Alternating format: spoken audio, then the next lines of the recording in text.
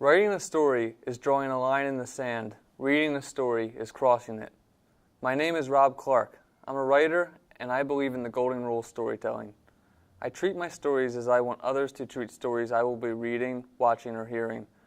I've been a storyteller almost all my life, and the one thing I know to be true is that when writing, you have to be honest to the story you're telling. This isn't always an easy task to follow through on. Every story is different.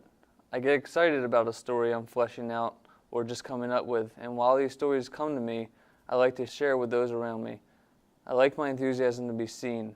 It can only be in my head for so long. A professor once challenged me to write a short story that was different than anything I've ever written before. Inspired by the half-dozen Snow White movies being released this upcoming summer, I decided that I was going to tell my version of the fairy tale. I was going to get my version of Snow White out of my head and onto the page. That night, I was down in my basement alone, working through the story, doing the process I call dancing it out, which is just as silly as it sounds.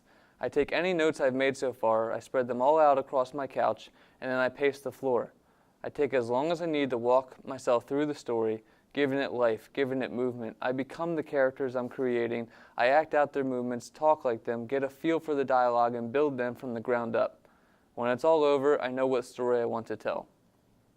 I was going to set the story in the modern world, take away all the magic and tell it from the Queen's perspective, casting the Queen as a high school teacher and Snow White as a student. My story went down a darker path as it opened up the line between jealousy and love.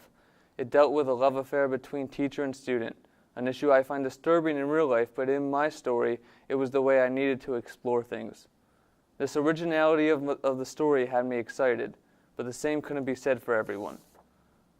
I drew a line in the sand and I was comfortable with it. I wasn't offended, I wasn't disturbed.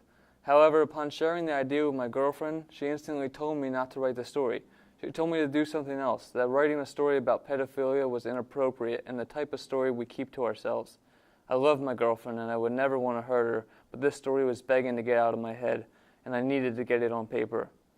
I had an obligation to my teacher to get the story in on time, an obligation to my girlfriend to not hurt her in any way, and an obligation to myself to tell the story I needed to tell. I spoke with my girlfriend.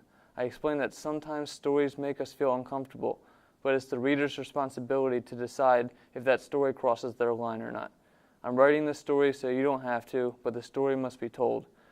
I believe in the golden rule of storytelling.